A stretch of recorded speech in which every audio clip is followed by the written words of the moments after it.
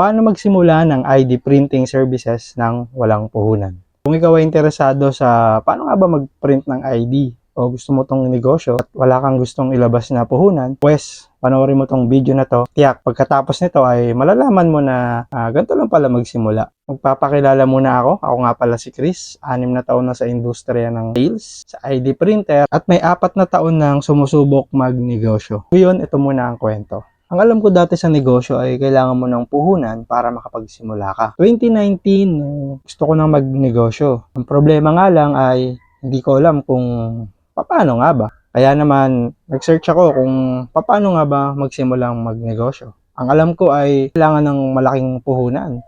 Kailangan ng ganito, kailangan ng ganyan. May napanood ako isang vlogger na pwede pa palang makapagsimula ng walang puhunan. So, yun, tumingin-tingin ako sa paligid ko, ano bang ginagawa kong trabaho. At kaya naman, doon ko nasimula ng ID printing services. Ngayon, sa vlog na ito ay ibabahagi ko kung ano ka nga ba makakapagsimula ng ID printing services ng walang nilalabas na puhunan. Kung meron man, siguro napakaliit na bagay lang. Number 1, humanap ng kliyente. Sa industriya ng ID printer, ito ang mga kadalasan na kliyente. Sa eskwelahan, paggawa ng ID, yan, yung mga, syempre, sa school ID, mga library card, anything na ginagamitan ng ID sa eskwelahan.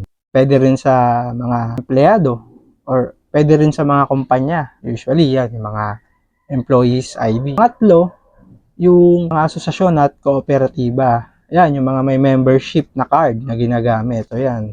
Nakahanap ka na ng kliyente, ang sunod mong gagawin ay number 2, costing. E di nakahanap ka na ng, sabihin mo na kahit prospect or kakilala mo na possible na client. Alamin mo kung magkano nyo ba pinapagawa. Example, 100 sa isang ID. Ngayon, alam mo na sa sarili mo na, oops, 100 pala. Kailangan mo lang humanap ng number 3, supplier na mapagkakatiwalaan. So, ang gagawin mo na is ipapa-outsource mo. Sabihin, hindi ikaw yung gagawa. Tingin ka sa mga printing shop. Yan yung gumagawa ng ID. Siyempre, mag-focus ka dun sa quality at pasok dun sa costing mo. So, ibig sabihin, example, nalaman mo, 50 pesos pala yung costing. Or ibig sabihin, meron ka na kagad 50 pesos per ID. So, ito case-to-case basis lang naman to Pero binibigyan kita ng idea. Then, yung pang-apat mo na gawin is yung pre-sale. Lalo kung ikaw katiwa-tiwala or may mga transaction ka na talaga sa nahanap mong kliyente, is pwede mo na silang hinga ng down payment. So, syempre, ikaw, huwag mo sisirain yung tiwalang binigay sa'yo. At doon ka magsimula na kumbaga kumuha ng down payment tapos ibabayad mo sa supplier. Once na na-deliver niya na is hingin mo na yung full payment. Pagtapos doon, yun, tapos na ang transaction. So yung binigay ko na 4 na tips. Number 1, humanap ka ng kliyente.